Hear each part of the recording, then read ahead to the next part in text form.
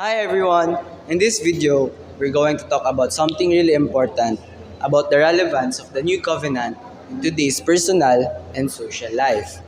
So first is the short explanation of the repeated failures of Israel in the Old Testament. Second, show how Jesus fulfills the Old Covenant. Lastly, relate the repeated failures of Israel in today's situation and purpose on how to live out covenant values today. So, let's start.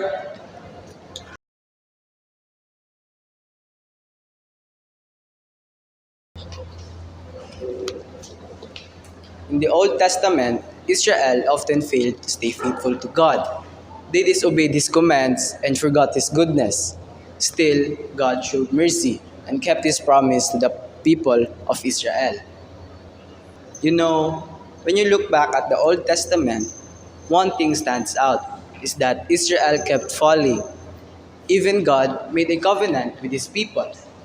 They broke them over and over again.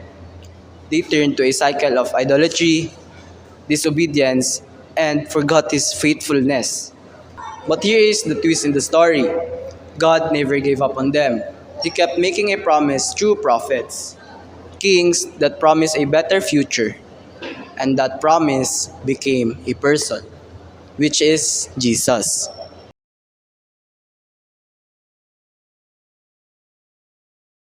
Jesus fulfilled the old covenant through His sacrifice.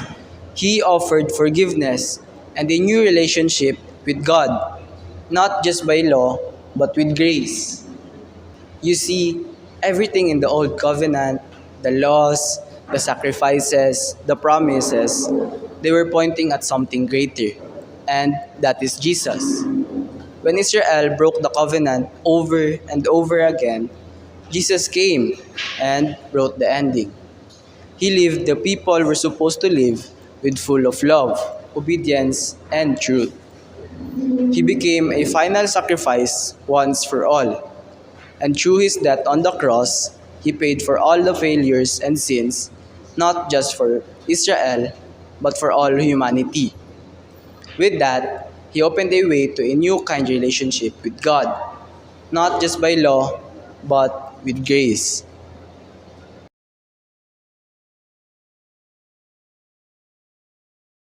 Many people suffer from overworking and burnout, forgetting to rest and connect with God. The new covenant reminds us that we are not defined by our work, but by God's love.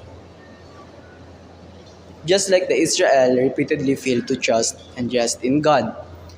In today's situation, many of our workers fall into the same pattern, like working non-stop and ignoring our limits.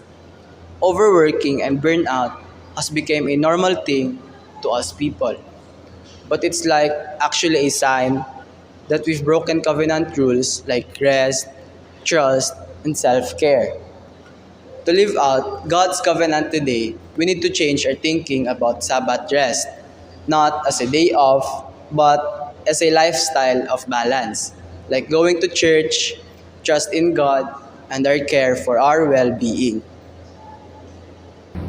That's all. This is Group 6. Bye!